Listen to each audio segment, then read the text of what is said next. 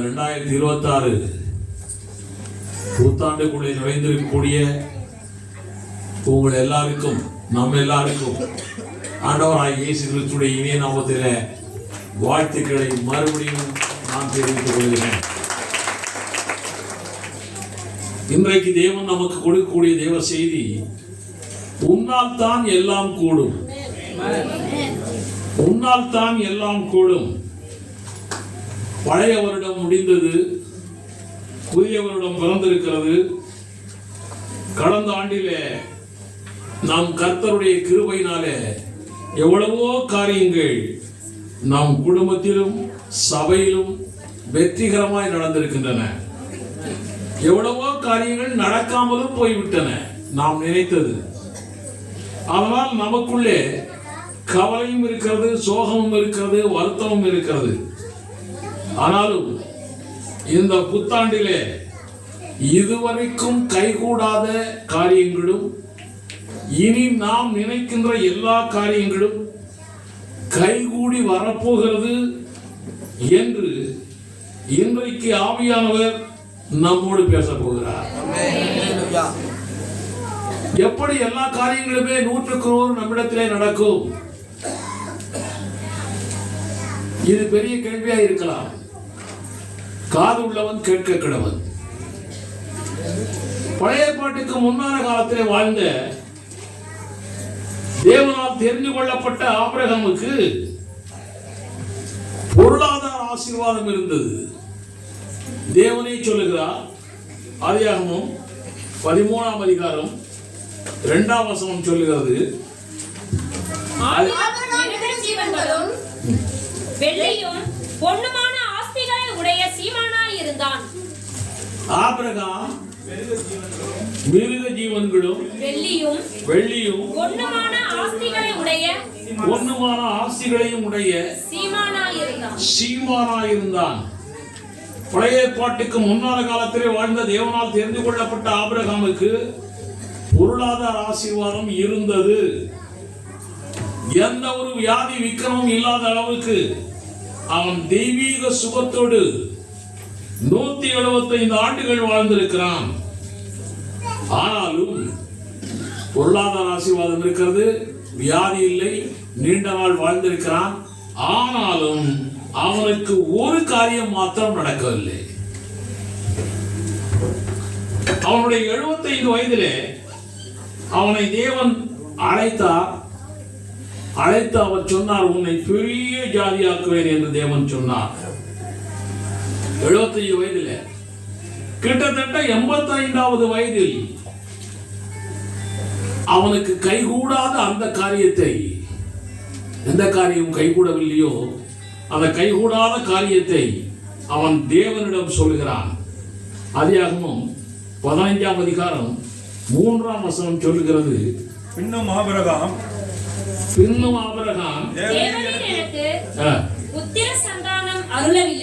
புத்திர சந்தானம் அருளவில்லை.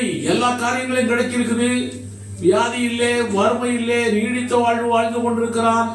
பொருளாதாரத்திலே ஆசீர்வாதங்கள் நிறைந்து கொண்டிருக்கிறது, வெள்ளியும் பொன்னும் மிருக ஜீவன்களும் உடையவனாய் இருக்கிறான். ஆனாலும் அவனுக்கு ஒரு காரியம் கைகூடி வரவில்லை. வாசிங்க ஆதியாகமம் 15:3 மறுபடியும். பின்னும் ஆபிரகாம் தேவரீர் எனக்கு புத்திர சந்தானம் அருளவில்லை. இதோ என் வீட்டிலே பிறந்த பிள்ளை எனக்கு சுதந்திரவாளியாய் இருக்கிறான் என்றான். அவங்க வீட்டுல ஒருத்தன் வேலைக்காரன் இருக்கிறான், அவனையே நான் பிள்ளை மாதிரி வச்சுக்கிறேன்றான். ஆண்டவர் அதுக்கு சொல்லுகிற பதிலை பாருங்க. 4ஆம் வசனத்துல, அப்பொழுது கர்த்தருடைய வார்த்தை அவனுக்கு உண்டாகி இவன் உனக்கு சுதந்திரவாளி அல்ல,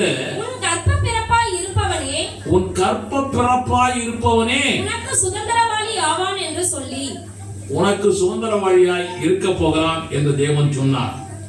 ஆனாலும் அந்த காலம் எப்பொழுது நடக்கும், அந்த காலம் எப்பொழுது அவருடைய வாழ்க்கையில உண்டாகும், நிறைவேறும் என்ற அந்த காரியத்தில் அவனும் அவருடைய மனைவியும் விசுவாசத்தோடு காத்திருக்கவில்லை. விசுவாச தகப்பன் என்று நாம் சொல்லிக் கொண்டிருக்கிறோம். மற்ற எல்லா காரியத்திலும் விசுவாசத்தோடு இருந்தவன் இந்த காரியத்திலே விசுவாசத்தோடு காத்தராமல் 86வது வயதிலே கர்த்தரை விட்டு வேறு வழியில் போய் இஸ்மவேலை பெற்றார்கள். அவர்கள் 2 பேரும். ஆதியாகமம் 16:16 சொல்லுகிறது, ஆகார் ஆபிராமுக்கு இஸ்மவேலை பெற்றபோது ஆபிராம் 86 வயதாய் இருந்தான். 86 வயதிலே இஸ்மவேலை அவர்கள் சொந்த இஷ்டப்படி தேவன் சொன்ன வார்த்தையிலே விசுவாசத்தோடு காத்திராமல் கர்த்தரை விட்டு வேறு வழியில் போய் குழந்தையை பெற்றார்கள். இப்படித்தான் பலர், அதிலும் விசேஷமாய் கிறிஸ்தவர்கள் கூட தங்களுக்கு தாங்கள் விரும்பிய காரியங்கள் நடக்காத போது கர்த்தரை விட்டு வேறு வழியிலே போகிறார்கள். கர்த்தரை விட்டு வேறு வழியிலே போய் வெற்றியையும் காண்கிறார்கள். ஆபிரகாம் கண்டது போல பிள்ளையையும் பெற்றார்கள். ஆனால் அப்படி அவர்கள் கர்த்தரை விட்டு வெளியே போய் அவர்கள் பெறுகிற வெற்றி எல்லாம் நிரந்தரமான வெற்றி அல்ல, அது தற்காலிகமானது. நம் தேவன் எப்போதுமே நம்மை கைவிடாத தேவன், நமக்கு சொன்னதை செய்கிற தேவன், செய்கிறதை மாத்திரமே சொல்லுகிற தேவன். இப்படிப்பட்ட ஆழமான விசுவாசத்தை ஆபிரகாமிடம் தேவன் விதைத்தும் கூட, உன் கற்ப பிறப்பு வழியாய் வருகிறவன் தான் உனக்கு பிள்ளையாய் இருக்க போகிறான் என்று ஆண்டவர் சொல்லியும் கூட, அவர் சொன்னதை செய்வார், செய்வதையே சொல்லுகிறார் என்பதை அறிந்திருந்தும் அவன் கேட்காமல் வேறு வழியாய் போய்விட்டான். ஆழமான விசுவாசத்தை ஆபிரகாமிடம் தேவன் விதைத்தார். அவரே வந்து அவனிடம் நேரடியாய் வந்து சொல்லுகிறார். யோபுவும் கூட அப்படித்தான். யாரையெல்லாம் தெரிந்து கொண்டு விட்டாரோ அவர்கள் தவறி போனாலும் சரி, வழுவி போனாலும் சரி, நம் தேவன் கைவிடவே மாட்டார். அவரே நேரடியாய் வந்து பேசுவார், பேசி நம்மை மாற்றுவார். இந்த காலகட்டத்திலே இந்த வசனத்தின் மூலமாய்த்தான் அவர் நம்மோடு பேசிக் கொண்டிருக்கிறார். தினந்தோறும் பேசிக் கொண்டிருக்கிறார் நம்முடைய தேவன். அவரே வந்து ஆபிரகாமிடம் வந்து சொல்லி அவனுடைய விசுவாசத்தை வளர்க்கிறார். நம் தேவன் எப்பொழுதுமே விசுவாச ஓட்டத்தை துவக்கிறவரும் முடிக்கிறவருமாகிய தேவன். அவரால் தான் விசுவாசம் உருவாகிறது, அவரால் தான் வளர்கிறது, அவரால் தான் முடிகிறது. ஆக விசுவாசத்தை அவர் வளர்த்தார். எப்படி? ஆதியாகமம் 18ஆம் அதிகாரம் 14ஆம் வசனம் வாசியுங்கள். கர்த்தரால் ஆகாத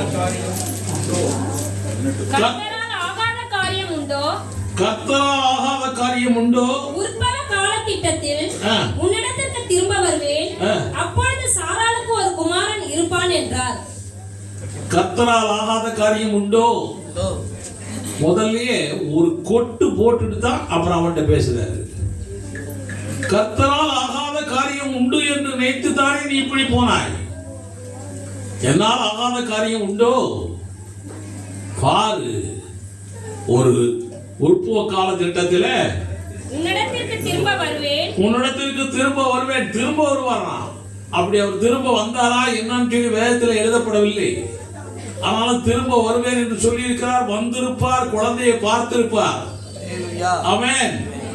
ஆக திரும்ப வருவேன், அப்பொழுது சாராளுக்கு ஒரு குமாரன் இருப்பான் என்றார். அப்பொழுது சாராளுக்கு ஒரு குமாரன் இருப்பான். கர்த்தரால் ஆகாத காரியம் தான். கர்த்தரால் இந்த காரியம் ஆகிற காரியம், அவரால் ஆகாத காரியமே இல்லை. ஆனாலும் நாம் அடிக்கடி நம்முடைய சபைகளிலே படிக்கிறோமே, எபேசியர் 3ஆம் அதிகாரம் 20ஆம் வசனத்தை படிக்கிறோமே, நாம் விரும்புகிறதற்கும் வேண்டிக் கொள்வதற்கும் மிகவும் அதிகமாய் நமக்குள்ளே கிரியை செய்கிற வல்லமையின்படியே நமக்கு செய்ய வல்லவராகிய அவர், நம் தேவன் நாம் விரும்புகிறதற்கும் வேண்டிக் கொள்வதற்கும் மேலாய் செய்வாராம். எப்போது? நமக்குள்ளே கிரியை செய்கிற வல்லமையின்படியே. எந்த அளவுக்கு நம்முடைய விசுவாச வல்லமை இருக்கிறதோ அதற்கேற்றபடியே அவர் கிரியை செய்ய ஆரம்பிக்கிறார். நம்மால், நம்முடைய விசுவாச வல்லமையால் மட்டுமே தான் அது கூடும். தேவனால் எல்லாம் கூடும். ஆனாலும் நம்முடைய விசுவாச வல்லமையினால் தான் அது கூடும். நம்மிடத்தில் விசுவாச வல்லமை இல்லாவிட்டால் கூடாது. பாருங்க, ஆண்டவர் ஆதியாகமம் 18 இப்போ நம்ம வாய்ச்சோம். நேரடியாய் வந்து அவனிடத்திலே பேசி விசுவாச வார்த்தைகளை சொல்லிவிட்டு போய்விட்டார். மறுபடியும் திரும்பி வருவேன் என்று சொல்லிவிட்டே போய்விட்டார். அதுக்கப்புறம் அவனுடைய நிலையை பாருங்க. அப்பதான் எபேசியர் 3ஆம் அதிகாரம் 20ஆம் வசனம் அவனுக்குள்ளே வளர்ந்து கொண்டிருக்கிறது. ரோமர் 4ஆம் அதிகாரம் 18 முதல் 19 வசனங்களை வாசியுங்கள். ரோமர் 4ஆம் அதிகாரம் 18, 19. உன் சந்ததி இவ்வளவாய் இருக்கும் என்று சொல்லப்பட்டபடியே தான் அநேக ஜாதிகளுக்கு தகப்பனாவதை நம்புகிறதற்கு ஏதுவில்லாதிருந்தும் அதை நம்பிக்கையோட விசுவாசித்தான். அவன் விசுவாசத்திலே பலவீனமாய் இருக்கவில்லை. இப்பதான் அவனுக்கு விசுவாசம் பலன் உண்டாகுது. அவன் விசுவாசத்திலே பலவீனமாய் இருக்கவில்லை. அவன் ஏறக்குறைய 100 வயதுள்ளவனாய் இருக்கும்போது தன் சரீரம் செத்து போனதையும், அவன் சரீரம் செத்து போயிற்று, அவனால் குழந்தையை இனி உருவாக்க முடியாது, உண்டாக்க முடியாது, சரீரம் செத்து போயிற்று. சரீரம் நல்லா இருக்கும் போது இஸ்மவேலை பெற்றான். இப்ப சரீரம் செத்து போச்சு, ஆனாலும் ஆண்டவர் சொன்னது நடக்கும் என்று நம்பிக்கொண்டிருக்கிறான்.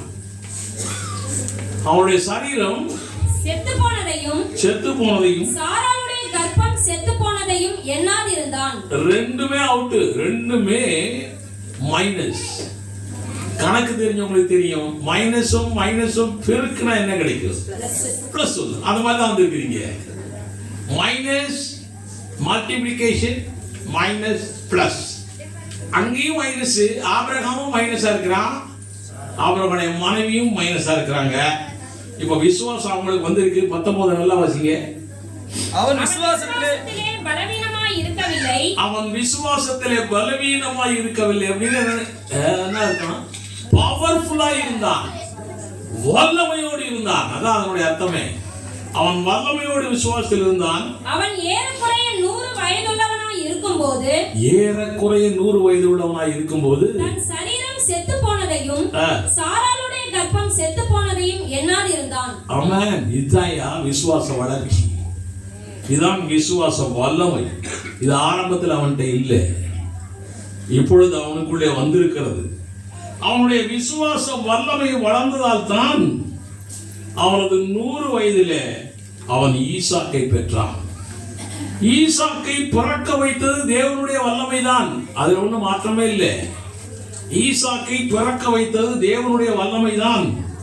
ஆனாலும் தேவனுடைய வல்லமை அவனுக்குள்ளே கிரியை செய்ய வேண்டும் என்றால், தேவனுடைய வல்லமை அவனுக்குள்ளே செயல்பட வேண்டும் என்றால், அவனுக்குள்ளே விசுவாச வல்லமை செயல்பட்டாக வேண்டும். இல்லைன்னா நடக்காது. ஆண்டவர் எல்லாமே செய்ய முடியும், ஆனால் நம்மிடத்திலே குறைகள் இருக்கிறதுனால தான் காரியங்கள் நடக்காமல் இருக்கிறது. ஈசாக்கை பிறக்க வைத்தது தேவனுடைய வல்லமை, ஆனால் அவனுக்குள் செயல்பட்ட அவனது விசுவாச வல்லமையால் தான் ஈசாக்கு பிறந்திருக்கிறான். ஆக நம்மால் தான் எல்லா காரியங்களும் கூடும். ஃபைனல் பாயிண்ட் நம்மால் தான். எவ்வளவோ எலெக்ஷன்ல எல்லாரும் ஜெயிக்கிறாங்க, ஆட்சிக்கு வர்றாங்க, மந்திரி ஏறுறாங்க, எல்லா காரியம் முடிஞ்சிருது. ஆனாலும் சட்டசபை கூட்டி பட்ஜெட் போட்டு அந்த காரியங்களை செலவழிச்சா தான் நமக்கு வந்து சேருது. சும்மா அவங்க பாட்டுக்கு மந்திரியாகவும் அப்படியே இருந்துட்டு இருந்தாங்கன்னா பிரயோஜனம் இல்லை. தேவனால் எல்லாம் கூடும் தான், அவர் செய்வதற்கு தயாராய்த்தான் இருக்கிறார். ஆனால் நம்மிடத்திலே விசுவாச வல்லமை இருந்தால் மாத்திரமே அது கூடும். இந்த ஒரு சத்தியம் 2026 உங்களுடைய வாழ்க்கையிலே நடக்க போகிறது என்று தேவன் இன்றைக்கு வெளிப்படுத்தி கொண்டிருக்கிறார். மரியாதை பாருங்கள், கன்னியுடைய வயிற்றில் இயேசு பிறப்பார் என்று தேவதூதன் சொல்லுகிறார். இதெல்லாம் நடக்கும் ஐயா. கன்னியுடைய வயிற்றிலே இயேசு பிறப்பார் என்று தேவதூதன் சொல்லுகிறான். லூக்கா 1ஆம் அதிகாரம் 31ஆம் வசனம் வாசிங்க. இதோ நீ கர்ப்பவதியாகி ஒரு குமாரனை பெறுவாய். வாசிங்க. இதோ நீ கர்ப்பவதியாகி ஒரு குமாரனை பெறுவாய், அவருக்கு இயேசு என்று பெயரிடுவாயாக. அவருக்கு இயேசு என்று பெயரிடுவாயாக. ஒரு தேவதூதன் சொல்லுகிறான். அதற்கு மரியாள் சொன்னது 34ஆம் வசனம் வாசிங்க. அதற்கு மரியாள் தேவதூதனை நோக்கி, இது எப்படி ஆகும்? நல்ல கேள்வி. இது எப்படி ஆகும்? புருஷனை அறியேனே, இன்னனை கல்யாணம் முடியல, ஒண்ணு இல்லை, நான் கன்னியா இருக்கிறேன், இது எப்படி ஆகும்? தேவதூதன் அவனுக்கு பிரதியுத்தரமாக, தேவதூதன் என்ன சொன்னான் தெரியுமா? பரிசுத்த ஆவி உன்மேல் வரும். சரி, 37ஆம் வசனத்தை வாசிங்க. தேவனாலே கூடாத காரியம் ஒன்றுமில்லை என்றான். தேவனால் கூடாத காரியம் ஒன்றுமில்லை. அப்ப தேவனால் எல்லா காரியமும் நடக்கும் என்று மரியாளிடத்துல அந்த தேவதூதன் சொல்லுகிறான். உண்மைதான், தேவனால் எல்லாம் கூடும் தான். ஆனாலும் நம்முடைய விசுவாச வல்லமை நம்மிடத்திலே இல்லாத பட்சத்தில் தேவனால் கூடாதது என்று சொல்லுகிற காரியம் நமக்குள்ளே நடக்காது. நமக்கு விசுவாச வல்லமை இருந்தால் மாத்திரம்தான் இந்த காரியம் நடக்கும். தேவனால் எல்லாம் கூடும் தான். நம்முடைய விசுவாச வல்லமை நமக்கு தேவை. நம்மால் தான் எல்லாம் கூடும். மரியாளுக்கு எந்த அளவுக்கு விசுவாச வல்லமை வந்திருக்கிறது என்று பாருங்களேன். மரியாள் சொன்ன வார்த்தை லூக்கா 1:38 வசனம் வாசிங்க. அதற்கு மரியாள், இதோ நான் ஆண்டவருக்கு அடிமை, நான் ஆண்டவருக்கு அடிமை, உம்முடைய வார்த்தையின்படி எனக்கு ஆக கடவது, உம்முடைய வார்த்தையின்படி எனக்கு ஆக கடவது. எவ்வளவு விசுவாச வல்லமை தெரியுமா இது? நான் கன்னியா இருக்கிறேன், கன்னிக்கு குழந்தை பிறக்கும் என்று சொல்லிவிட்டார் ஆண்டவர். தேவனால் கூடும். இப்ப இந்த அம்மா விட்டு கொடுக்கணும், இந்த அம்மாவிட்ட இருந்து வல்லமை வரணும், விசுவாச வல்லமை இருக்கணும். இந்த அம்மாவிட்ட இருந்து விசுவாச வல்லமை வருது. அந்த அம்மா சொல்லுகிற வார்த்தை மறுபடியும் அதை கேளுங்களேன். இதோ நான் ஆண்டவருக்கு அடிமை. அவர் என்ன வேணாலும் செய்யட்டேன். நான் கன்னியா இருக்கிறேன், என்னுடைய பாடியை வைத்து என்ன வேணாலும் செய்யட்டும். நான் ஆண்டவருக்கு அடிமை. அப்புறம் உம்முடைய வார்த்தையின்படி எனக்கு ஆக கடவது, உம்முடைய வார்த்தையின்படி எனக்கு ஆக கடவது. விசுவாச வல்லமை. கரங்களை தட்டி தேவனுடைய நாமத்தை மகிமைப்படுத்துங்க. இது சாதாரண காரியம் இல்லை. நம்ம ஏதோ கன்னியின் வயிற்றில பிறக்கிறதெல்லாம் சாதாரணமா நினைச்சிட்டு இருக்கிறோம். எந்த டாக்டர் எங்க போய் படிச்சுட்டு என்ன பண்ணாலும் அவன் தலையில் அப்படின்னாலும் கன்னியின் வயிற்றிலே குழந்தை பிறக்க முடியாது. அவள் சொல்லுகிறாள், நான் அடிமை, உம்முடைய வார்த்தையின்படியே எனக்காக கடவுள். ஆக தேவனுடைய வார்த்தையை விசுவாசிக்கத்தான் உங்களுக்கு விசுவாச வல்லமை பெருகும். வார்த்தை விசுவாசிக்காத வரைக்கும் உங்களுக்கு விசுவாச வல்லமை பிறக்காது. தேவன் ரெடியா இருக்காரு கன்னிக்கு குழந்தை கொடுக்க, இந்த அம்மாவும் ரெடியா இருக்கணும். அப்பதான் இயேசு பிறப்பாரு. இல்லைன்னா பிறக்கவே முடியாது. நம்மால் தான் எல்லாம் கூடும். இப்ப நானு பிரதர சேக்கன் கொடுக்கணும்னு நினைக்கிறேன். கை நீட்டுறேன், கைய நானா நீட்டுவேன். சேக்கன் கொடுக்க விரும்புகிறவர் தேவன் தான் விரும்புறாரு. கன்னிக்கு குழந்தை கொடுக்கணும்னு சொல்லி ஆமா விரும்புறாரு. கைய நீட்டியாச்சு. அவர் கை கொடுத்தா தானே சேக்கன் கொடுக்க முடியும். அவர் கை கொடுக்காம இருந்தா சேக்கன் பிரயோஜனம் இல்லை. இவரால் கூடும் என்று என்பது உண்மைதான். இவர் கையை நீட்டி இருக்கிறது உண்மைதான். ஆனா அங்கிருந்து இன்னொரு கை வரல டச் பண்றதுக்கு. அதனால தேவனால் தான் கூடும். ஆனால் நம்மிடத்திலே விசுவாச வல்லமை இருந்தால் மாத்திரமே அது நமக்கு கூடும். இந்த 2026ஆம் வருஷத்துல உங்களுடைய வாழ்க்கையிலே 2025 நடக்காத காரியங்கள் நிறைய உண்டு. எல்லா காரியங்களையும் உங்களால் கூடும். நீங்கள் அனுபவிக்க போகிறீர்கள். கரங்களை தட்டி தேவனுடைய நாமத்தை உயர்த்துங்கள். விசுவாசித்து பாருங்கள், நடக்கும். தேவன் செய்வார். பெதஸ்தா குளத்தருகே 38 வருடம் வியாதியோடு ஒருத்தன் படுத்து கிடக்கிறார். பெதஸ்தா குளத்தருகே 38 வருடம். எவனாவது 38 வருஷம் வரைக்கும் வியாதியில் கிடப்பானா? 6 மாசம் வியாதியிலிருந்து விடுதலை ஆகலைன்னா அல்லோலப்பட்டு கிடக்கிறோம். நம்ம 1 வருஷம் 2 வருஷம் 3 வருஷம் 5 வருஷம் 10 வருஷம் வரைக்கும் வியாதியில் இருந்திருப்பாங்க. இவன் எத்தனை வருஷம் இருக்கான்? 38 வருஷம் உலகத்திலே நாம் காணாத சரித்திரம் காணாதது இதெல்லாம். 38 வருடம் அவன் வியாதிப்பட்டிருக்கிறான். பெதஸ்தா குளத்தருகே படுத்து கிடக்கிறான். இயேசு அங்கே சுகமளிக்க வருகிறார். சுகமளிக்க வர்றாரு அவரு. அவன் அங்க படுத்திருக்கிறான். ஏன் அங்க வர்றாரு அவரு? எங்கேயோ போட்டிதானே, அவனை தேடி ஏன் போறாரு? அவனுடைய விசுவாச வல்லமை இவரை பிடிச்சி இழுக்குது. வாயா வாயா வாயா, விசுவாச வல்லமை அவனை பிடிச்சி இழுக்குது. வா வா வா வா, இங்க வா இங்க வா இங்க வா இங்க வா. அவர் எங்கேயும் போக முடியல. அது ஓய்வு நாள் வேற, சர்ச்சுக்கு வேற போகணும். அவரு இந்த வேலையை முடிச்சுட்டு சர்ச்சுக்கு போயிடலான்னு அவரு ஐடியா பண்ணிட்டாரு. அதனால அவன்கிட்ட இருந்த விசுவாச வல்லமை இருக்கிறது. ரைட். வியாதிப்பட்டவனிடம் இயேசு சுகமளிக்க வேண்டும் என்ற எண்ணத்தில் தான் வருகிறார். வல்லமையோடு தான் வருகிறார்.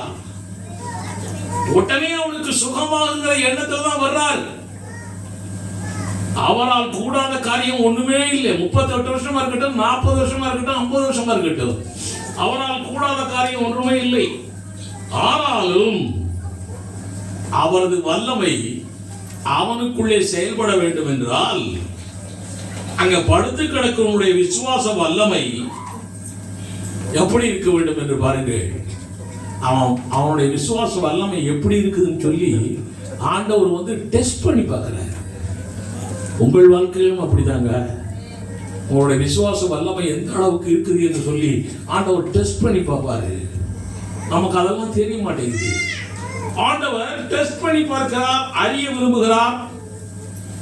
யோவான் 5ஆம் அதிகாரம் 6ஆம் வசனத்துல படுத்திருந்த அவனை இயேசு கண்டு, படுத்திருந்த அவனை இயேசு உட்கார்ந்தெல்லாம் இல்ல, அவரு அப்போ படுத்தே கிடக்கான். படுத்திருந்த அவனை இயேசு கண்டு, அவன் வெகு காலமாய் வியாதியஸ்தன் என்று அறிந்து அவனை நோக்கி சுத்தமாக வேண்டும் என்று விரும்புகிறாயா என்று கேட்டார். என்ன அது? அதுதான் வந்திருக்காரு. அவரால் செய்ய முடியும், ஆனா செய்ய முடியல. ஏன்னா அங்கிருந்து விசுவாச வல்லமை வரணும். அது வந்தா தான் நடக்கும். எல்லாம் உன்னால் தான் கூடும். நீ ஸ்டெடியா இல்லைன்னா, ரெடியா இல்லைன்னா, நீ தயாரா இல்லைன்னா நடக்காது. அப்படித்தான் நம்முடைய நிறைய காரியங்கள் நடக்காமலே போகிறது வாழ்க்கையில. பாருங்க, ஆண்டவர் கேட்கிறாரு, நீ சுகமாக வேண்டும் என்று. ஆனா அதுக்கு பதில் சொல்றத பாருங்க. அதற்கு வியாதியஸ்தன், ஆண்டவரே கலக்கப்படும் போது, என்னையா தண்ணீர் கலக்கப்படும் போது அவருடைய பழைய நிகழ்வுகளை, நினைவுகளை எவ்வளவு தூரம் கண்ணீரோடு சொல்லியிருப்பான் தெரியுமா? அந்த வார்த்தைய படிச்சு பாருங்க. 38 வருஷம் படுத்திருக்கிறவன். அதற்கு வியாதியஸ்தன், ஆண்டவரே தண்ணீர் கலக்கப்படும் போது, தண்ணீர் கலக்கப்படும் போது என்னை குளத்தில் கொண்டு போய் விடுகிறதற்கு ஒருவரும் இல்லை. என்னை குளத்தில் தூக்கி கொண்டு விழுத்தா மொத்த ஆள நான் விழுந்தனா சோமாயிரும்ல. அதுக்கு ஆள் ஒருத்தருமே இல்லையே. நான் போகிறதற்குள்ளே வேறொருவன் எனக்கு முந்தி இறங்கி விடுகிறான் என்றான். இன்னொருத்தன் போய் சோமாயிட்டு ஓடிடுறான். எனக்கு கிடைக்கவே மாட்டேங்குது. நானும் தான் விழுகிறேன் போய், ஆனா நான் லேட்டா விழுகிறேன் அப்படின்றான். அப்ப அவனுக்கு என்ன ஐடியா வந்திருக்குது? வானத்திலிருந்து தேவதூதர்கள் வந்து கலக்கும் பொழுது வானத்திலிருந்து வல்லமை வருகிறது. அந்த வல்லமைக்கு முதல்ல நான் போகத்தான் போறேன். அதனால 38 வருஷமா இருந்தாலும் நான் இங்கதான் படுத்து கிடக்க போறேன். என் தேவனால் நடக்கத்தான் போகிறது. அவனுக்கு அப்படிப்பட்ட விசுவாசம் வல்லமை இருக்கிறது. அதனாலதான் எங்கோ இருந்த இயேசு கிறிஸ்து அவனை தேடி வருகிறார். அவன் அப்படி பதில் சொன்ன உடனே இயேசு அவனை நோக்கி, இல்ல போதும், அவனது இப்படிப்பட்ட 38 வருட விசுவாசத்தை அறிந்து, இப்பதான் இயேசு சொன்ன வார்த்தையை பாருங்க. இயேசு அவனை நோக்கி, எழுந்திரு, உன் படுக்கையை எடுத்துக்கொண்டு நட என்றார். உன் படுக்கையை எடுத்துக்கொண்டு நட. எழுந்திரு, உன் படுக்கையை எடுத்துக்கொண்டு. அவனால் எழும்ப முடியுமா? 38 வருஷமா எழும்ப முடியாது. எழும்ப முடியுமா? நடக்க முடியுமா? நம்முடைய வேதம் சொல்லுகிறது, உன்னால் எல்லாம் கூடும். உனக்குள்ளே விசுவாசம் இருந்தால் எல்லாம் கூடும். இது அப்படியே நமக்குள்ள நிறைவேறணும், அவனுக்குள்ள நிறைவேறணும். உன்னால் எல்லாம் கூடும் என்பதுதான் வேத சத்தியம். அவன் விசுவாசத்திலே நிறைந்திருந்தான், விசுவாசத்திலே பவர்ஃபுல்லா இருந்தான். எழும்பு நட இன்னும் சொன்ன உடனேயே அவன் ஏதாச்சும் ஒரு கேள்வி கேட்டானா? நான் எப்படி எழும்புவேன் கேட்டானா? ஒரு கேள்வி கேட்கல. விசுவாசத்தோடு அவனே எழுந்தான். அவனே எழுந்தான். ஆண்டவர் சொன்னதுதாங்க. இவனுக்கு விசுவாசம் இருந்தது. விசுவாசம் இருந்ததுனாலதான் அவர் சொன்ன வார்த்தை என்னிடத்திலே பலிக்கும் என்ற நம்பிக்கையோடு இருந்ததுனால்தான் இவனே எழும்பினான். இவனே எழுந்தான். இவனே நடந்தான். அவரோட மாத்திரம் இந்த விசுவாச செயல் வெளிப்படாது இருந்திருந்தால் தேவனால் எல்லாம் கூடும் என்பது செயல்படாமல் போயிருக்கும். அந்த இடத்துல அவரால் எல்லாம் கூடும் என்பது அங்கே நடைபெறாமல் போய்விடும். இந்த புதிய ஆண்டில இந்த வியாதிக்காரனை போல யார் இருந்தாலும் சரி, நீங்கள் தேவனுடைய வல்லமை, தேவனுடைய அதிகாரம் எல்லாம் உங்கள்கிட்ட வந்துருச்சு. ஆனாலும் நீங்கள் உங்கள் விசுவாச வல்லமையோடு எழும்புங்கள், விசுவாசத்தோட செயல்படுங்கள். நம்மால் எல்லாம் கூடும். சர்வ வல்லவர் அப்படித்தான் நினைக்கிறார். நம்மால் எல்லாம் கூடும். அவருடைய பிள்ளையால் எல்லாம் கூடும் என்று விரும்புகிறார். அவருடைய பிள்ளைக்கு அந்த அளவுக்கு ஹை லெவல் கெப்பாசிட்டி கொடுக்கிறாரு. ஒரு பெரிய பவர் கொடுக்கிறார். கனம் பண்ணுகிறார் நம்மை. அவர் உன்னால் எல்லாம் கூடும் என்கிறார். இதைத்தான் இன்னைக்கு நம்ம வேத பாடம் வாய்ச்ச போது இயேசு சொன்னார். மத்தேயு 17:20 சொன்னார் பாருங்க. அதற்கு இயேசு உங்கள் அவிசுவாசத்தினாலேதான் நடக்கலப்பா காரியம் எல்லாம். கடையான் கட்டி முடிக்கல, அவிசுவாசத்தினால. வியாதியான் தீரல, எனக்கு ஒண்ணு விசுவாசம் இருக்குங்க. சொல்ற அப்புறமா நடக்கிறது வித்தியாசமா இருக்குது. உனக்கு ஏன் வேலை கிடைக்கல? அவிசுவாசத்தினால. உனக்கு ஏன் குழந்தை பிறக்கல? கல்யாணம் ஏன் முடியல? அவங்களுக்கே தெரியும் இதெல்லாம். என்ன சொன்னார் அவரு? அதற்கு இயேசு உங்கள் அவிசுவாசத்தினாலேதான் இந்த காரியம் நடக்கல. அந்த சந்த ரோகிக்கு சோம் கொடுக்க முடியல உங்களால. கடுகு விதையளவு விசுவாசம் உங்களுக்கு இருந்தால் கடுகு எதுக்கு கடுகுன்னு சொல்ற தெரியுமா? நீங்க எது இருந்தாலும் சரி, தாளிக்கும் போது கடுக போட்டு மிளகாய போட்டாலும் ஒன்னும் சத்தம் போடாது. எதை போட்டாலும் சத்தம் போடாது. பருப்பை போட்டா கூட சத்தம் போடாது. கடுக போட்டா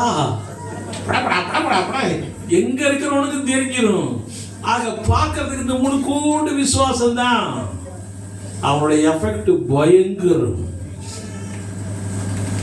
கடுகு மரம் நம்ம எல்லாம் பார்த்ததில்லை. நான் பார்த்ததில்லை, நீங்க எல்லாம் பார்த்திருக்கீங்கன்னு தெரியல. இது முழுக்கூண்டு தான் விதை. ஆனா மரம் இந்த ஊர்ல, நம்ம ஊர்ல அவர் சொன்ன மரம் பெருசு.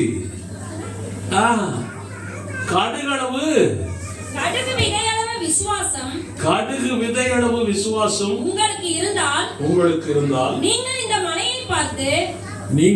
மலையை பார்த்து இவ்விடம் விட்டு அப்புறம் போ என்று சொல்ல அது அப்புறம் போம். போவாதா? அது சொல்லிட்டு என்ன சொல்றாரு? உங்களால் கூடாத காரியம் ஒன்றுமிராது என்று மெய்யாகவே உங்களுக்கு சொல்லுகிறேன். கர்த்தரால் நடக்கும் சொல்லிட்டு கம்முன்னு உட்கார்ந்துடாதே. உன்னால் கூடாத காரியம் ஒன்றுமில்லை. ஆமென். இப்போ நம்ம பேசிட்டே இருக்கணும்னு வச்சுங்க, 2 மணி ஆயிடுச்சுன்னு வச்சுங்க, மத்தியானம் பசிச்சுன்னு வச்சுங்க உங்களுக்கு. உடனே நீங்க இந்த மலையை பார்த்து பெயர்ந்து போய் என்று சொன்னால் பெயர்ந்து போகும், காணா போயிருவேன் நான். அப்புறம் நீங்க எழுதி போய் சாப்பிடலாம். ஐயா இப்படி கூட நடக்குமான்றீங்களே. அவர் சொன்னதுதான். அதை நம்புகிறவன் பிழைக்கிறான், நம்பாட்டி பிழைக்க முடியாது. எல்லாம் உம்மால் தான் கூடும் என்று ஆண்டவர் சொல்லுகிறார். என்னிடத்துல வல்லமை இருக்கிறது, எல்லாம் இருக்குது. உன்னை நோக்கி தான் நான் வல்லமையை நீட்டிக் கொண்டிருக்கிறேன். ஆனாலும் உன்னிடத்திலிருந்து ஒன்றும் வரலன்னா என்னிடத்திலிருந்து உனக்கு ஒண்ணும் கிடைக்காது. ஆக ஆண்டவர் சொல்லுகிறார், எல்லாம் உன்னால் கூடும். 17:20 மறுபடியும் வாசியுங்கள். அதற்கு இயேசு, உங்கள் அவிசுவாசத்தினாலேதான் கடுகு விதையளவு விசுவாசம் உங்களுக்கு இருந்தால் நீங்கள் இந்த மலையை பார்த்து இவ்விடம் விட்டு அப்புறம் போ என்று சொல்ல அது அப்புறம் போ. உங்களால் கூடாத காரியம் ஒன்றுமிராது என்று மெய்யாகவே உங்களுக்கு சொல்லுகிறேன். உங்களால் கூடாத காரியம் ஒன்றுமிராது. அப்புறம் போகும் எழுதுற பத்தியாங்க. அப்படின்னு அர்த்தம். அதுக்கப்புறம் பார்க்கவே முடியாது. நம்ம அப்புறம் போகும்னா இந்த இடத்த விட்டு அங்கிட்டு போய் உட்காந்துருக்கோம்.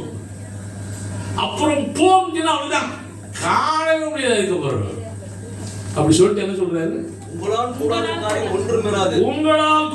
காரியம் ஒன்றுமிராது. இன்றைக்கு இந்த ஆராதனையில் நம்முடைய ஆண்டவர் சொல்லுகிற வார்த்தை இதுதான், எல்லாம் உங்களால் கூடும். உன்னால் தான் எல்லாம் கூடும் ஆண்டவர் சொல்லுகிறார். ஒரே ஒரு காரியம் சொல்றேன் உங்களுக்கு. புதிய ஏற்பாட்டில் இதுவரைக்கும் பழைய ஏற்பாட்டில் படிக்கிட்டு வந்திருந்தோம். புதிய ஏற்பாட்டில் ஒரு இன்சிடென்ட் பாருங்க. நம்முடைய பேதுரு அக்கினி அபிஷேகம் பெற்றவர். அப்போஸ்தலர் 2ஆம் அதிகாரத்தில் அக்கினியினாலே அபிஷேகம் பெற்ற பேதுரு. அந்த பேதுரு செஞ்ச காரியத்தை பாருங்க. அப்போஸ்தலர் 3ஆம் அதிகாரம் 6-7 வசனங்களை வாசிக்கிறேன். அப்பொழுது பேதுரு, வெள்ளியும் பொன்னும் என்னிடத்தில் இல்லை. அங்க ஒருத்தன் உட்கார்ந்து இருக்கிறான், ஜப்பானி. எப்ப இருந்து ஜப்பானியா? அவனுக்கு வயசை பார்த்தா பிற்பாடு அடுத்த அதிகாரத்துல எல்லாம் படிச்சு பாத்தீங்கன்னா 42 வயசு. ஆண்டவர் எழுப்புவது 38 வயசு. அவருடைய பிள்ளை பேதுரு எழுப்புறது எத்தனை வயசுக்காரன்? நம்ம எழுப்ப போறது எத்தனை வருஷம் ஆகுது? 80 வயசு. அப்படி சொல்ல அவருடைய பிள்ளைகளுக்கு அவ்வளவு ஒரு பெரிய மகத்துவம் கனம் கொடுக்கிறார் நம்முடைய தேவன். மகிமை கொடுக்கிறார் நம்முடைய தேவன். அப்போ வாசிங்க 6-7. அப்பொழுது பேதுரு, வெள்ளியும் பொன்னும் என்னிடத்தில் இல்லை. வெள்ளியும் பொன்னும் என்னிடத்தில் இல்லை. அவன் பாவம் பிச்சை கட்டிட்டு இருக்கிறான். இவர் ஒண்ணு பாக்குறாரு, என்னிடம் ஒண்ணும் இல்லடா, வெள்ளியும் பொண்ணு இல்லை. சரி, ஏதாச்சும் ஒரு பைசா போட்டு தானே. பிச்சைக்காரன் தானே உட்காந்துருக்காங்க. பாக்கெட்ல இருந்து ஒரு ரூபாயோ 8 ரூபாயோ எடுத்து போட்டுட்டு போயிட வேண்டியதானே. இவங்க ஏன் வெள்ளியும் பொண்ணும் என்னிடத்தில் இல்ல? காரணம் என்ன தெரியுமா? ஆண்டவர் அவனை சுகமாக்க வேண்டும், ஆண்டவரால் கூடும் என்று பிளான் வச்சிருக்கிறாரு. அந்த நேரத்தில் நடக்கும்னு சொல்லி பிளான் வச்சிருக்காரு. அந்த பிளானை பேதுரு மூலமாய் நடத்த வேண்டும் என்று தேவன் விரும்புகிறார். பேதுருக்கு இருக்கக்கூடிய அக்கினி அபிஷேகத்தினாலே இந்த காரியம் நடக்கும் என்று தேவன் விரும்புகிறார்.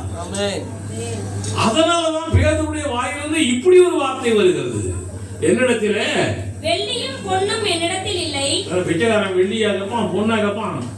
ஆனா இந்த காலத்து பிச்சைக்காரன் 1 ரூபா போட்டா வாங்க மாட்டேங்கிறான், 5 ரூபா போட்டா கூட வாங்க மாட்டேங்கிறான் சொல்றாங்க எல்லாரும். இப்ப கூட பிச்சைக்காரன் டாப் மோஸ்ட் ஆயிட்டாங்க. இது அந்த காலம் 2025 ஆண்டுகளுக்கு முன்னால் நடந்த காலம் நடந்தது இது. வாசிங்க. வெள்ளியும் பொன்னும் என்னிடத்தில் இல்லை. வெள்ளியும் பொன்னும் என்னிடத்தில் இல்லை. இப்பவும் இந்த பொண்ணுக்கு தான் மரியாதை, அப்பவும் பொண்ணுக்கு தான் மரியாதை.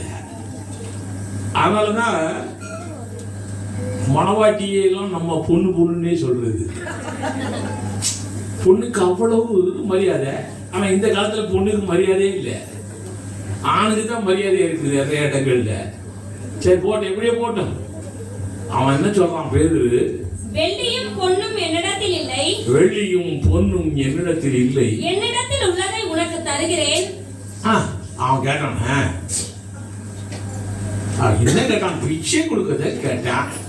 வெள்ளியும் பொன்னும் என்னிடத்தில் இல்லை, என்னிடத்தில் உள்ளதை உனக்கு தருகிறேன். நசரேயனாகிய இயேசு கிறிஸ்துவின் நாமத்தினாலே நீ எழுந்து நட என்று சொல்லி. பைத்தியக்காரன் கத்தியில் கிடக்கிறான்னு நினைப்பாங்க. நான் பசிக்கு உட்கார்ந்து இருக்கிறேன், ஏதோ பிச்சை காசு போடுவேன் நினைச்சிட்டு உட்கார்ந்து இருக்கிறேன். நீ என்ன சொல்ற? நசரேயனாகிய இயேசு கிறிஸ்துவின் நாமத்தினாலே நீ எழுந்து நட என்று சொல்லி வலது கையினால் அவனை பிடித்து தூக்கிவிட்டான். வலது கையினாலே பிடித்து. நிறைய பேர் பிச்சைக்காரங்களும் தொட மாட்டாங்க தெரியுமா? கிறிஸ்துவை தொட்ட ஒரே தேவன் நம்முடைய தேவன் தான். இந்த மாதிரி 48 வருடமா இருக்கிறவன் என்ன நாத்தம் அடிச்சிருந்திருப்பான் யோசிச்சு பாரு. அங்கேயே டாய்லெட், அங்கேயே யூரின் எல்லாம் அங்கேதான். பயங்கரமா இருந்திருப்பான். அவனை தொடவே மாட்டாங்க. நம்ம ஆட்கள் கூட தொட மாட்டான். எந்த கையில தொடுறாரு? எந்த கையில சாப்பிடுறோமோ அந்த கையிலேயே தொடுறான். இப்போ எவ்வளவு ஒரு அன்பு இருக்குது பாருங்க. அவன்கிட்ட இருந்து போகுது பாருங்க. பேதுகிட்ட இருந்து வலது கையினால அவனை பிடித்து தூக்கி விட்டான். உடனே அவனுடைய கால்களும் கரடுகளும் பலன் கொண்டது. அவன் கால்களும் கரடுகளும் பலம் கொண்டது. அவன் குதித்தெழுந்து நின்று நடந்தான். சரி, இப்போ வலது கையால அவனை பிடிச்சு பேதுரு தூக்கினார். அவனுடைய கால்களும் கரடுகளும் பலம் கொண்டது. ஆனா அதுக்கப்புறம் என்ன போட்டிருக்குது? கால்களும் கரடுகளும் பலம் கொண்டன. அவன் குதித்தெழுந்து நின்னது யார் வேலை? அவன் வேலை. வல்லமையை கொடுத்தது அவர் வேலை. அவனுக்கு பலம் கொடுத்தது அவர் வேலை. குதித்து எழுந்தது யார் வேலை? அதுதான் வேலை. உன் வேலை நடக்கலனால ஒன்றும் நடக்காது. இவரே தானே குதித்து எழும்பி நடந்து குதித்து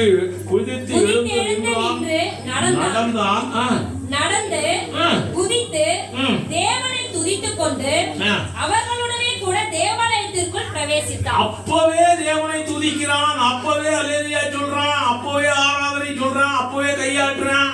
இப்படி நீ சர்ச்சில் வந்து கையாட்டுன்னு சொன்னா ஆட்ட மாட்டேங்கிற. அப்பவே அவனுக்குள்ள எந்த அளவுக்கு விசுவாச வல்லமை இருந்து பேதுரு சொன்ன உடனே அவனே குதித்து எழுந்து நின்று நடந்தான். அவன் தான். இவர் ஒண்ணு கைப்பிடிச்சிட்டு எப்படி வாயா நடக்க முடியுதா பாரு. இப்படிதான் இப்போ உள்ள ஊழியக்காரன் அப்படிதான் சொல்லிட்டு இருக்கான். தெரியுமா உங்களுக்கு? இப்போ ஒரு நடக்க முடியாத ஒருத்தன் வர்றான், ஊனமுற்றவன், கால் ஊனமுற்றவன் வரான்னு வச்சுங்களே, அவன் வருவான், சோமாயிடுச்சுன்னு சொல்லுவான். அப்படியே வாப்பா நடக்க முடியுதா? உங்க எடுத்து வை இப்படிதான் அவர் கொண்டு வருது. இங்க எடுத்து வைன்னு சொல்லல, ஒன்னும் சொல்லல. நான் பொன்னேரிக்கு பக்கத்துல, பொன்னேரியா கும்மிடிப்பூண்டிக்கும் பொன்னேரிக்கும் இடையில ஒரு பெரிய மைதானம். அந்த மைதானத்துல சுவிசேஷ கூட்டம் நடக்கிறது. எக்ஸோரன் என்ற ஒரு பாஸ்டர் அந்த கூட்டத்தை நடத்தி கொண்டிருக்கிறார். நான் அதுல தேவ செய்தி கொடுத்து விட்டு கடைசியில் வியாதிப்பட்டவர்கள் யாராச்சும் இருந்தா இருக்கிறீங்களா, எழுப்பிடுங்கன்னு சொன்னேன். ஒரு ஆளு நடக்க முடியாத ஆளு, கம்ப கையில் வச்சுக்கிட்டு நடக்கணும் மெதுவா, அப்படி ஆள் இருந்தார். இப்பொழுதே தேவனுடைய வல்லமை வருகிறது, விசுவாசிங்கள்னு சொன்னேன். அதுக்கப்புறமா அங்க இருக்கிறவர் அங்க இருந்துகிட்டே சோமாயிட்டேன். என்னடா சோமாயிட்டேன்? அப்ப நீங்க வாங்கன்னு. இந்த மேடை பெரிய மேடை, இவ்வளோ உயரம். அவர் பாட்டுக்கு மேடையில் ஏறி வர்றாரு, கம்பு வச்சிருக்காரு கையில.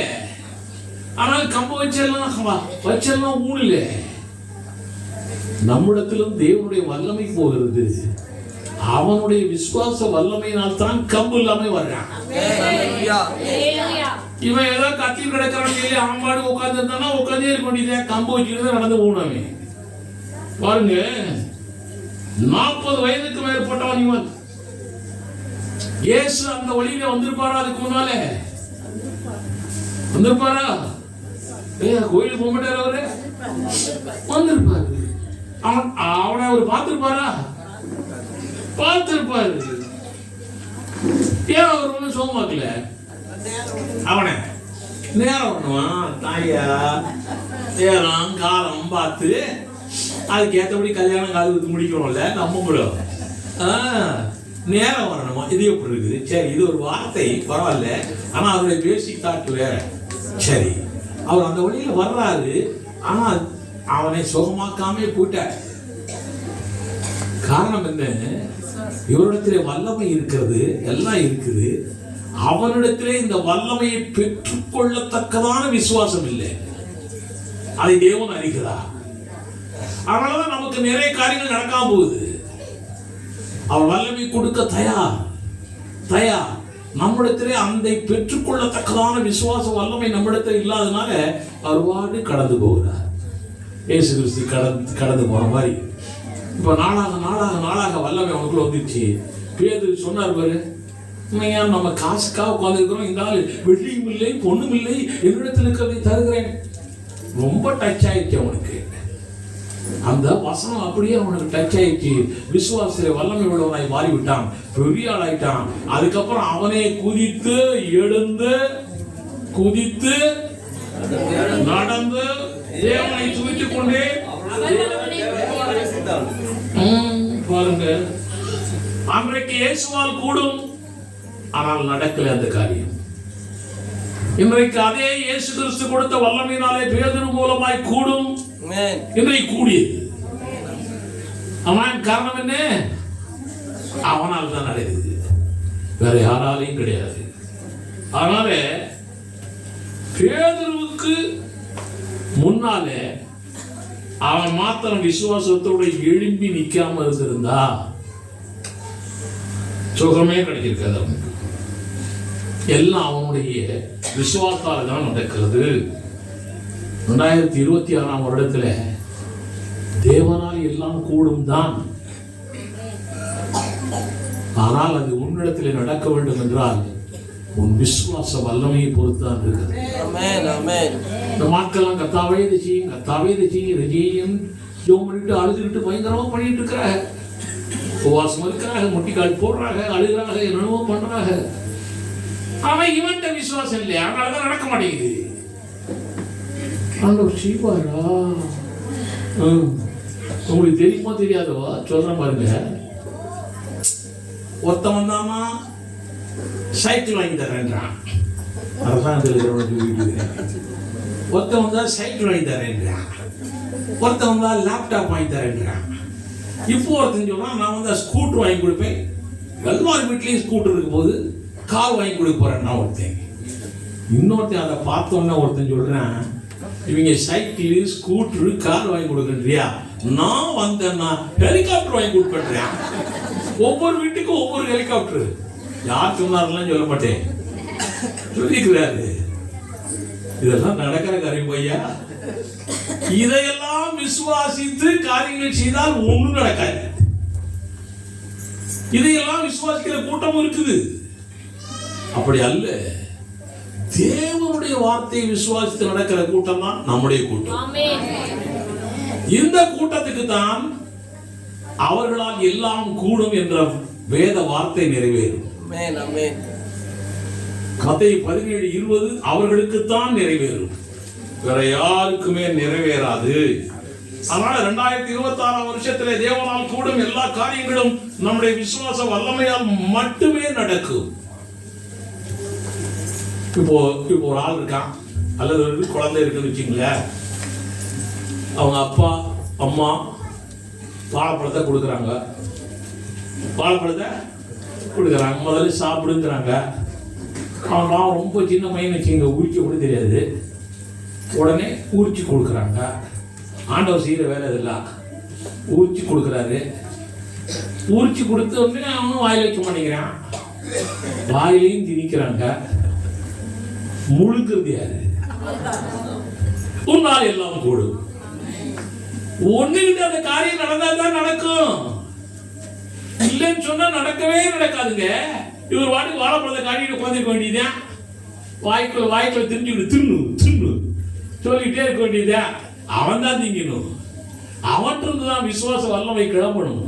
இதை சாப்பிட்டா நமக்கு பசி அடங்கிடும், இதை சாப்பிட்டா நமக்கு ஸ்ட்ரென்த் வரும் அப்படின்னு அவனுக்கு தான் உணர்வு வரணும். அதனால தான் அப்பா அம்மா கொடுக்குறாங்க அப்படிங்கிற உணர்வு அவனுக்கு வரணும். இதே போல அதனால தான் ஆண்டவர் வல்லமையை பொழிந்து கொண்டிருக்கிறார். நான் நல்லா இருக்கணும், எனக்குள்ளே விசுவாசம் இருந்தால் தான் இந்த காரியம் நடக்கும். செய்யாது ஊழியத்துக்கு போனோம். அங்க ஊழியத்தில் ஒரு அம்மா வந்தாங்க. ஐயா, என் பிள்ளை பாலே குடிக்க மாட்டேங்குதியா, தாய்ப்பால் குடிக்கிற பிள்ளையா, தாய்ப்பால் குடிக்கிற பிள்ளை பாலே குடிக்க மாட்டேங்குதியா, ஜோம் பண்ணுங்கய்யா. நாங்க மற்றவங்க ஜோம் பண்ணிடுவாங்க உடனே, ரைட்டு. நான் அதுல தான் இவர் தான் இவர் பிரதர் இருக்காரு, மாற்றியதே சாட்சி. இங்க வந்தவர்கள் நிறைய பேர் இருக்கிறீங்க, தான் இவர் இருக்கார் பக்கத்துல. முதல்ல நீ இயேசுவை விசுவாசிக்கிறாயா, அதை கேட்டுட்டு தான் ஜெபம் பண்ணுவோம் நாங்க. இயேசுவை விசுவாசிக்கிறாயா, இயேசு கிறிஸ்துவால் உனக்கு இந்த காரியம் நடக்கும் என்று நம்புகிறாயா? ஆமாங்க நம்புறேன், உன்னால் கூடும், அவ்வளவுதான். அதுக்கப்புறம் தான் ஜெபம் பண்ணுவோம் நாங்க. நம்ம ஆட்கள் இப்போ பெரிய பெரிய ஊழியக்காரனை ஜெபம் பண்ணணும்னு டொக்குன்னு ஜெபம் பண்ணிடுறேன். இயேசுவை விசுவாசிக்கிறாயா, விசுவாச வல்லமை உனக்கு இருக்கிறதா, அதுக்கு பிறகுதான் காரியங்கள் செய்யணும். அந்த அம்மா சொன்னாங்க குழந்தை பால் குடிக்க மாட்டேங்குதுன்னு சொன்னாங்க.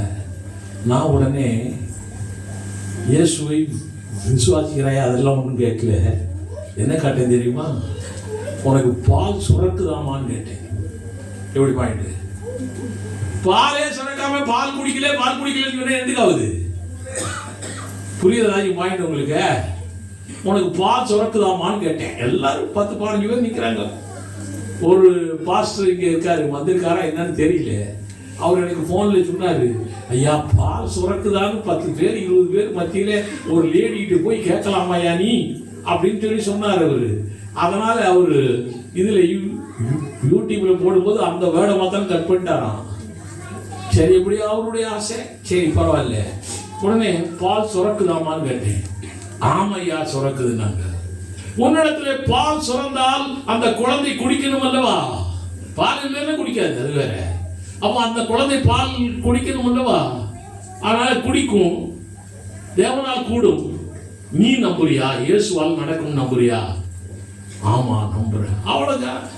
ஆனா எல்லாரும் ஒன்னா சேர்ந்து ஜெபம் பண்ணணும். இன்னைக்கு என்ன சாட்சியம் தெரியல, இவருதான் போய் எல்லாம் போய் பார்த்து வரணும். ஆமென். கர்த்தர் பெரிய காரியங்களை அவர்களுக்கு விசுவாசத்தை வளர்ப்பித்து காரியங்கள் செய்ய வேண்டும். ஆமென். சும்மா நம்மகிட்ட எல்லாம் இருக்குதுன்னு சொல்லிட்டு செய்ய முடியாதுங்க.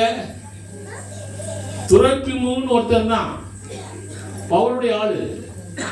அவன் வியாதிப்பட்டு கிடந்தான்.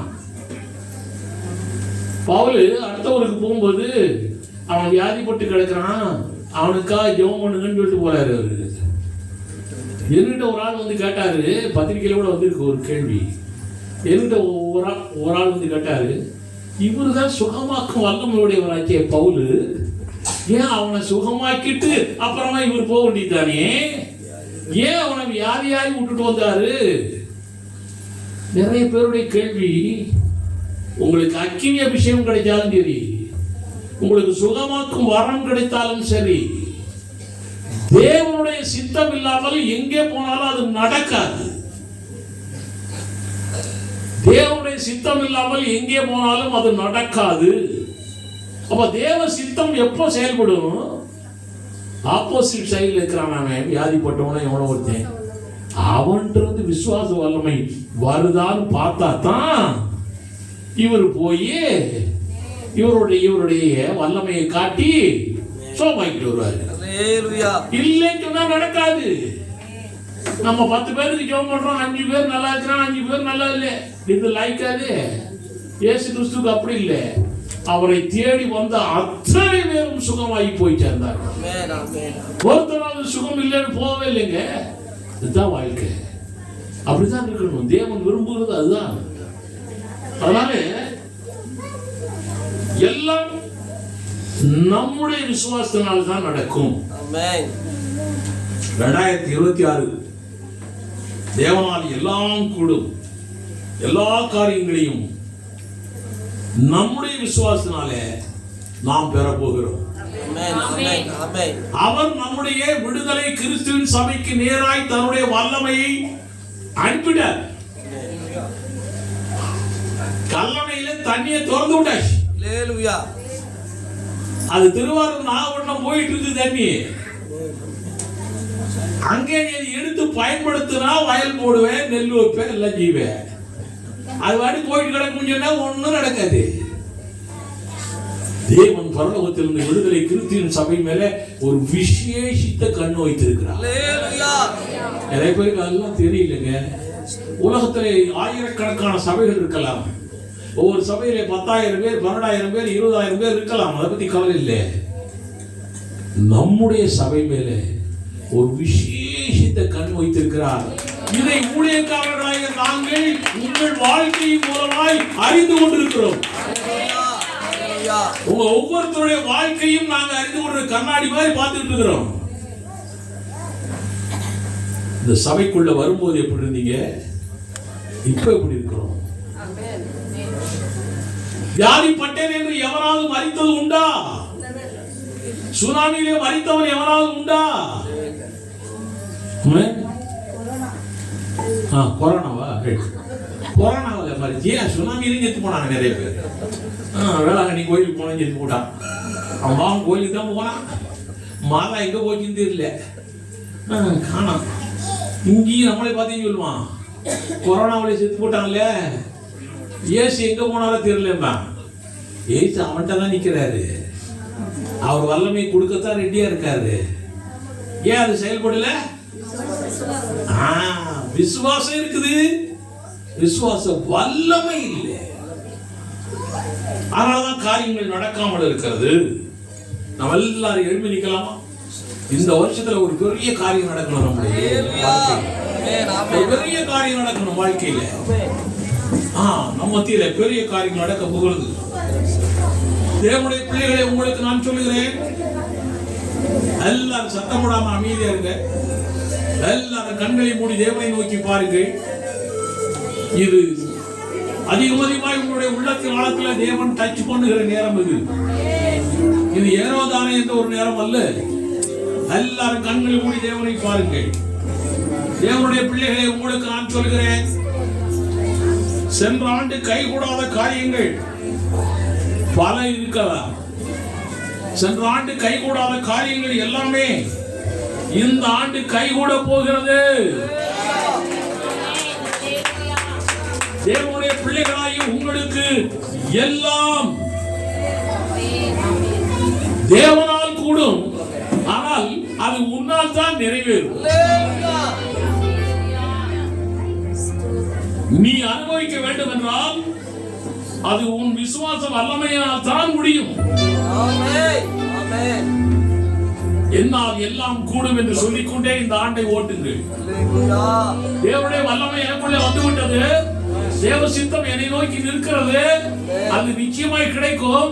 ஆனாலும் என்னுடைய விசுவாச வல்லமையின்படிதான் நடக்கும் என்று சொல்லி நீங்கள் விசுவாச அறிக்கையிட்டுக் கொண்டே இருங்கள். திருமணமாகாமல் சிலர் இருக்கலாம். திருமண விஷயமா குழந்தை இல்லாமல் சிலர் இருக்கலாம். குழந்தை பிறக்கணுமா? கடனில் இருந்து விடுதலையா? தீராத வியாதி மாறணுமா?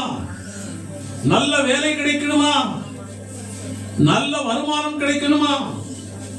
உங்களுக்கு எதிராக இருக்கக்கூடிய எதிர்ப்புகள் எல்லாம் மறையணுமா?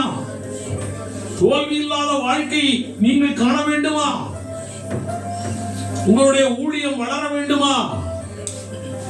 உம்மை தெரிந்து கொண்ட தேவனால் எல்லாம் கூடும்.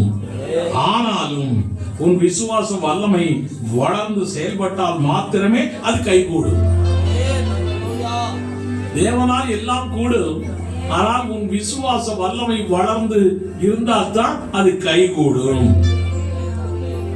இந்த புத்தாண்டினுடைய முதல் நாளிலே உன்னுடைய விசுவாச வல்லமையை வைத்துதான் தேவனுடைய செயல்பாடுகள் உன்னிடத்திலே நடக்க இருக்கிறது.